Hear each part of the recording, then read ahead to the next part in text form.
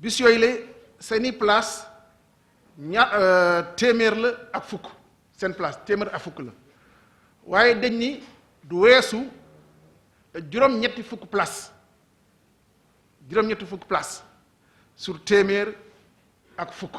jëlee kaaru aftu yi boo leen seetloo juróom fukki place la toog ak taxaw bu leen boole yëpp juróom fukk la waaye dañuy arrêté bi dafa ni ñeent fukki place dañu autorisé ñeent fukki place yi ba ngeen ko seetloo maanaam day mel na 30 place fanweeri place assise mooy ji toog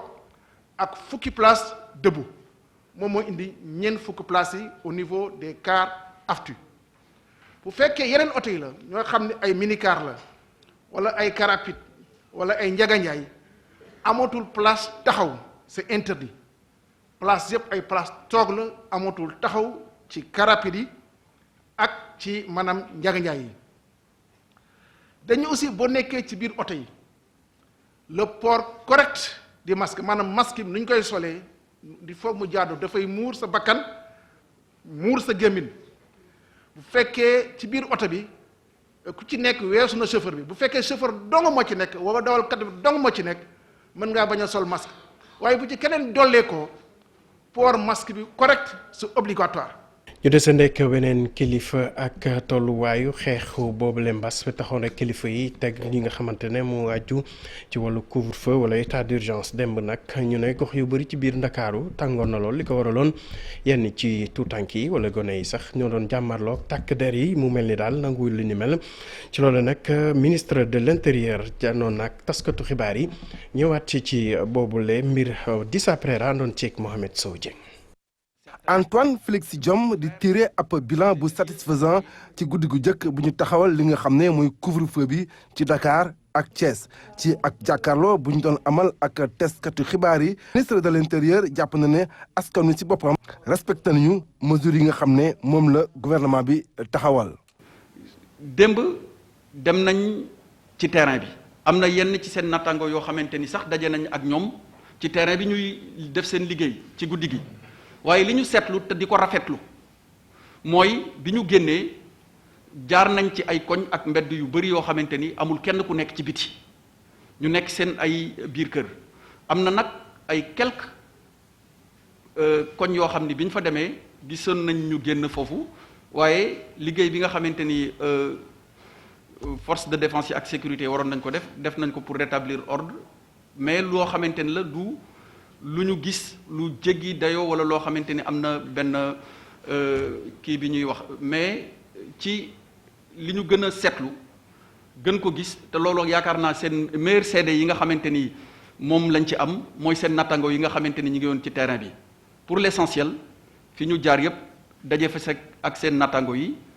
population yi te ñuy rafetlu loolu comprendre nañ ni mesure bi c'est avant tout une mesure qui vise à protéger les populations. ci jàkkaarloo diggante journaliste ak membre gouvernement bi wax nañ tamit ci ay mesures yoo xam ne war na dolleeku ci nga xam ne moo jot a taxaw ngir mën a gën a aar askan wi ci li nga xam ne mooy coronavirus.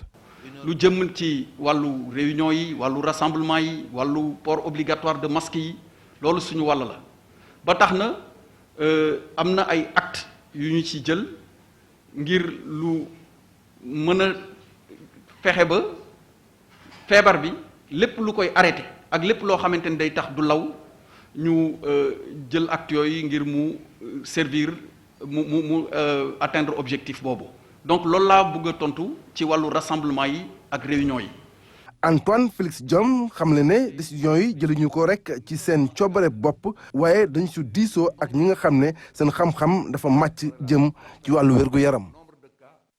Préra ñu desandek coow loolu juddu woon diggante xale yi ak takk der yi xiiroo ngaayoo nag ñi nga xam ne rek daanaka dañu meloon ni ñu nanguwul li nga xamante ne boobu lay dogal ba tax na rek amoon na ay jafe-jafe ci yenn gox yi biir Ndakaaru bi ñu joxee kàddu gi nekk waa comité sénégalais des droits de l'homme ak Amnesty Sénégal ñu ñaaw lu ni mel ba tax na nag ñu ne faw xeex bi ñu boole ci relais communautaire yi bu ko defee lépp lu aju ci wàllu sensibilisation ñëpp mën ci dugal seen loxo Maimouna Ndiaye moo àndoon ci liggéey bi ak Amadou Ba. bare woon nañu ñu fësal seen mer ci mbeddum Ndakaaru yi ba ci sax banlieue bi askan wi lii ñu def nag bu ñu sukkandikoo ci njiital comité sénégalais des droits de l'homme moom nee na tuddeewu ko lenn lu dul jalgati li fi yoon teg. bu ñu gisee tey ay nit jóg vraiment di taal ay pneu di yàq di défier force de défense et de sécurité ñun mënuñu ludul di ko ñaawlu moo tax ci ñun ci comité sénégalais des droits de l'homme ci communiqué bi ñuy def dañuy woo acteurs yi yëpp mais jiital ci askan wi nga xam ne mesures yi ñoom lay protéger parce que ñoom ñoo tax mu jóg vraiment ak aussi force de défense et de sécurité yi nga xam ne ñoom seen liggéey mooy fexe ba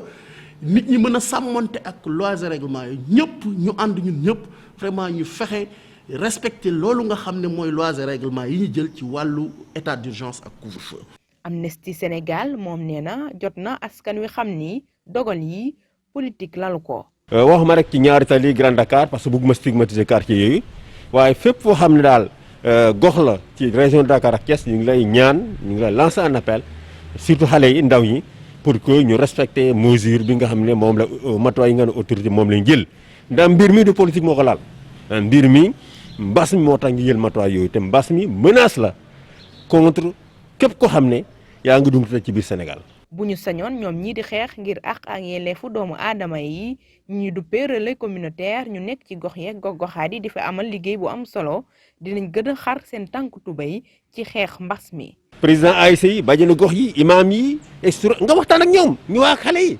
waaye doo indi armée rek ne waaw yor naa doole yoon may na ma pour ma utiliser doole dama yónnee armée su fa demee toj mais nguur gi may responsable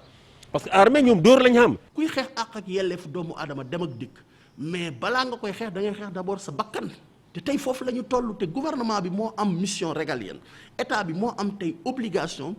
assurer Sénégalais yi yëpp seen wér-gu-yaram ba pare aussi protéger leen ci mbas mi nga xam ne day faat ay bakkan. ñu ngi ñaax nguur gi mu gën a defi jéego ngir li ñu bëgg yëpp ñu am ko rawatina gox yëpp yam mesures yi mu àgg fépp. may mën a njaay ñu desandi ci yëngu-yëngu yooyu wala manifestation yi nga xam ne xale yi doon nañ ko amal ci gox yu bëri ci Ndakaaru ak sax ca diwaanu Mbuur foofee nag ñu ne nag lu bëri ci paanu mbalit yeeg pool yi nga xamante ne bëri na li ñu teg ci mbedd mi moom xale yi dañ ko jël rek tuur mbalit bi ba tax na rek waa UCG moom seen bésub tey bi dafa metti woon lool ñu ne nag loolu bokk na ci li mën na saxal seen liggéey. ndaxte moom ñu ñuy def askan wi ñëpp a ko bokk dañuy teewlu kenn ci ñoom Madani si ci UCG ñu teewlu ay kàddu. donc li ñu constaté dëmb mooy bi couvre-feu bi démarré donc certains jeunes yi nekk ci yenn quartiers yi dañoo génn taal pneu yi tuur mbali mi ci mbedd mi toj bac à ordures yi nga xam ne UCG daf ko implanté woon au niveau des grandes artères de la capitale te loolu ñun duñ ko naan duñ ko dugal ci sunuy poche. te foog ñu am ay jumtukaay yuy fi ñu mën a def mbalit mi parce que bu fekkente par exemple ku manifester rek këpp mbalit ku manifester rek taal ay bac mais loolu je pense que benn acte de vandalisme la ay acte d'indiscipline notoire caractérisé yoo xam ne ñun kenn mënu ko qualifier foog ko natt rek weesu na ko tey bi ñu yeewoo xar kanam bi Dakar montré ak yenn coin Dakar dafa ñaaw. loolee nañu nemmeeku tamit ca diwaanu Mbuur ba tax foofe nag gendarmerie ak police teg nañ fa loxo ñu bëri ñoo xamante ne rek sàlloo wu ñu woon digle yi bàyyee ko ci kilifa yi ba tax rek ñu ne ñooñu nag liñ leen di jiiñ mooy na saxal ñi nga xamante ne mooy kaaraange ba tax jamono ji moom faw ñu déglu leen ci xeetu jëfin yi ñu def Abdourahmane Diallo ku Mamadou Gueye ñoo ñu teewal ca diwaan. ay quartier yu mel ni Coose Oncad 11 novembre wala boog ay quartier yu nekkee ci commune Joal ay ndaw kay mag daal di wàcc ci tali yi taal ay pneu baare tali yooyu nee nañu couvre-feu bi ànduñu ci ñoom ñooñu nag mën nañu wax ni guddi gi lëmm ñu ngi jaamaarloo ak way takk der yi li ni mel sax a tax ñu jàpp ci ñu bari police ak gendarmerie ñu teg loxo boo ko xaymaa ëpp na juróom fukki nit ñoom nag ñu ngi leen di joxoñ baaramu tuuma salfaañee jàmm ji amal manifeste bi nga xam ne amuñu ci dogal yàq alalu nguur gi yàq alalu askan wi ñàkk respecté couvre-feu bi loolu noonu yépp nag yenn ci ay mburwaa daal di koy def tax na ba kilifa yi daal di jël yenn matuwaay ci lu jëm ci wàllum kaaraange li ni mel sax a tax lu ëpp téeméeru ñu daal di leen woo renfort ñoom nag démb ci guddi la ñu daal di yegg si ci Mbuur ngir jaamaarloo ak ñi nga xam ne bëgguñoo wéyal ndigal Abdourahmane ci fàttali rek li nga xamante ne mooy couvre foofu wala li nga xamante mooy état d'urgence bi ñaari région yooyu di Thiès ak Ndakaaru soxal del si fii ci Ndakaaru wax ci ñàkk bi nga xamante ne nag kilifa yi nee nañ dinañ def kem kàttan ngir fii ak i fan yu néew ñu mën ko indi ci réew mi bu ko defee nag ñu mën a ñekk askan wi loolu bokk rek ci ñu mën a muccal ci li nga xamante ne mooy mbas mi di coronavirus. loole nag jëwriñ bi ñu dënk lépp lu aju ci wërgu yaram di Abdoulaye Diouf Sarr moo ko xamle ñu teewlu ay kàddu. nag ñu bokk ci lu ñuy wax benn alliance bu tudd initiative COVAX alliance boobu juróom fukki réew ak juróom benn ñoo fi nekk ay réew yoo xamante ne seen doole dafa yemamaay Sénégal bokk ci bon nag ñi ngi liggéey ci initiative boobu mën na wax ne sax presque initiative boobu li ci des bëriwul ñi ngi paree donc sottal mbir mi pour que fekk premier trimestre bi ñu mën ñu wax ban vaccin la ñu homologué pour que ñun ñu mën ko song pour que mu mën a teew suñu réew mais Sénégal ci xarañu président de la République ak ci pas-pasam ak ci bëgg Sénégal bañ a nekk mukk ci gannaaw mu nañu depuis barke démb ci ñàkk yi bu leen yam ci initiative bi ngeen nekk mooy kuréel bi ngeen bokk ñeneen na ngeen fexe ba Sénégal taxawal mbiru boppam ba jël ci alalu boppam dem jëndal boppam loo xamante ne day ñëw yokku ci li xamante ne dañ ko bokk ak ñëpp bon dëgg am nañ li ñu bokk ak ñëpp ba pare président de la République nañu wuti loo xamante ne itam dañ ko suy toll ñun ñu moomal ko suñu bopp. di wax ci tolluwaayu coronavirus fii ci réew mi ñu ne nag ci junniy test juróom-ñaari téeméer ak juróom-ñaar fukk ak juróomi nit yoo nga xam ne jot nañ leen testé ñaari téeméer yeeg ñaar fukki nit amee nañ doomu jàngoro ji lu toll nag ci juróom fukki nit ak benn ay cas suivi la woon lu toll nag ci téeméer ak juróom benn fukki nit ak ñeent amee ko rek ci transmission communautaire maanaam ñu am ko te xam nu daal fi ñu ko jëlee ñu ne nag boo xoolee diwaan yi ëppale ci bésu tey bi Kaolack la ndax am nañ fukki nit ak juróom yu ko fa amee diwaanu Touba fukki nit ak ñeent ca Dakar Plateau fukki nit ak ñaar Kër Massar noonu ñu ne nag patients yi nga xamante ne rek daanaka wër nañu toll nañ ci téeméeri nit ak ñetti nit ñu ne nag jamono ji ñuy wax ak yéen daanaka am na junniy nit ak juróom fukk ak ñaar yoo xamante ne rek ñi seen xam-xam màcc jëm ci wàllu kër docteur ñu ngi leen di toppatoo.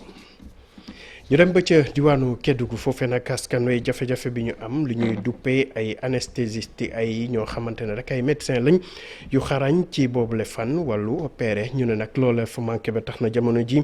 askan wo ku fa amee jafe-jafe dañ lay yóbbu ca diwaanu Tambacounda ñu ne nag loola lañ bëgg mu dakk ndaxte jamono ji yelloo nañ li nga xamante ne mooy jumtuwaay yooyu bu ko defee seen bloc opératoire ñu mën ko jëmmal Ibrahima Diabaxate mu ñu toogal ca diwaanu Kédougou ak li ko wër. fii ci région bu Kédougou arrêté nañu bépp intervention chirurgicale ci centre de santé bi ndaxte anesthésiste bu fa nekkoon lem na bagage am utali Ndakaaru ndax ñàkk a déggoo ci prime de motivation yi ñu ko nar a fay situation bi ni mel indi na ay perturbations yu bëri ci service chirurgie générale ak urgence obstétricale. li mujj mooy Kédougou amul anesthésiste amul technicien anesthésiste et que ñun en tant que chirurgien gynécologue obstétricien dañuy am. urgence yi dafay ñëw fii di bëri chaque fois et que bu ñu amul anesthésiste bloc bi du mën a dox te bu bloc bi doxul maladie dañ leen yóbbu ba Tambacounda te Tamba ak fii rek dafa sori wala ci boo demee ba Tamba amul gynécologue bu leen mën a opérer donc da ngay jàll ak ñoom ba Kaolack wala ñu dem ba Tamba yóbbaat Kaolack loolu mooy problème bi fi nekk actuellement Kédougou amul technicien anesthésiste bi fi nekkoon demoon na ci fin d'année mi il est resté à Dakar donc c'est au niveau du ministère peut-être où ça stagne donc moo waral problème bi yëpp. ñàkk a déggoo bi am ci diggante autorité sanitaire yi ak kii di anesthésiste bi indi na ay jafe-jafe yu bëri ci malade yi ñu nar a référé fële ci Tambacounda ak yeneenu xeetu urgence obstétricale yi ñu war a yóbbu ba Kaolack. Ibrahima Diabakhate bu ñu bàyyi ko diwaanu Kédougou da ngay wutali fi nga xamante ne mooy Centrafrique foofee nag réew mi dafa amoon ay jafe-jafe ci at yi ñu weesu ba tax rek am na ab force MINUSCA bu ñu fa yóbbu woon ngir ñu gunge askan wa ñu jotaat jàmm ak salaam loole nag ñu ne ay force de défense et de sécurité bu Sénégal bàyyeekoon nañ fi ci ñooñu nag ñu ne waa administration pénitentiaire ñoom tamit teewoon nañ fa rek di gunge seen ñooñ foofu lu ñu bëgg rek mooy gën leen tàggat doole leen ba seen taxawaay gën a fës Dissa Préra moo fa teewaloon groupe Futur Média. teewaayam ci république centrafricaine ñu bari dañ koy faral di umpale teewul administration pénitentiaire di def liggéey bu am solo ci réew moomee. officier pénitentiaire yi nga xam ne dañ leen déployer fii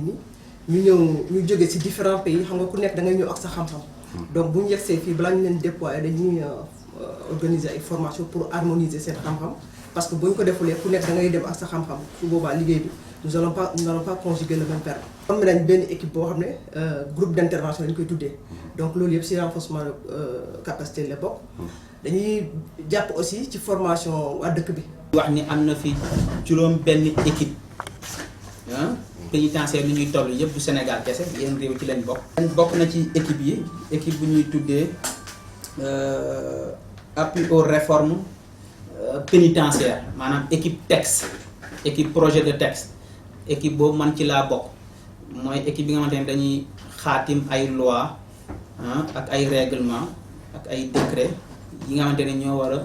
ñoo war a doxal kaso yi nekk fii ci Centrafrique ndaxte dëkk bi bu mu yëngoo amatuñu loi yu bëri wala seen yenn loi dafa désuet. tàggat gunge ak saytu fukki kaso ak ñett ya réew ma am rawatina ci dëkk boo xam ni ñu caabi féete ginnaaw léeg-léeg ñu nekk ci ay jafe-jafe. parce que njëkk bi ñu doog a ñëw da ngay gis benn nit ñu rek ne kii de y a un problème ñu ko prison parce que là pour que woote téléphone ne kii nekk def prison ñu ko dugal prison bi mais bu ñu ñëwee ñu xam ne loolu yëpp ça n'a rien à voir avec les textes donc ñu def lu tout ba ñu respecte textes yi que léegi kenn dootu wut kaso sans kayit bu leer xool aussi vérifier signé est-ce que moom il est habilité à signer le titre de détention ak si ban fànn la ko defee donc on a eu dimbali si yàlla dimbali ñu si ñu jàppale parc national bi ñoo ñu ngi liggéeyal di la forme sur le bari di la encadrer sur le bari surtout avec la sécurité de la prison. jumtuwaay yu bëree bëri yoo xam ne dañ fa manqué woon te pour liggéey bi dox ak ñu mën a respecté ak yenn détenus yi fa nekk ñi fa nekk il faut que document yooyu ñu existé foofu pour ku si nekk jour bi ngay dugg si ba ngay ñibbi ñu mën laa poursuivre xool li ñu war a def si yow par exemple am na ñoo xam ne dañ fay nekk. selon ñoom seen loi ñu nit dañ siy adapté wu si seen code de procédure pénale ñi nga xam ne dañ fay nekk def ay fukki weer ak juróom-benn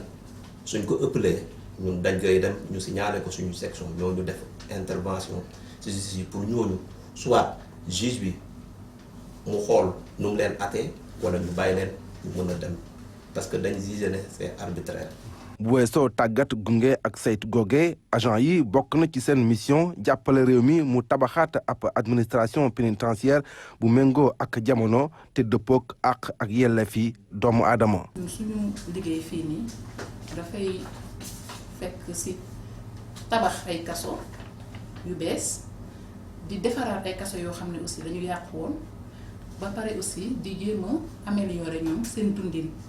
ba mu dëppoo ak àqu ak yelleefu doomu aadama. donte fukki agent ak ñett rek la ñu affecté foofu ca MINUSCA agent administration pénitentiaire sénégalais yi bariwuñu naam waaye seen expérience ak professionnalisme bokk na ci li ñu naw bu baax.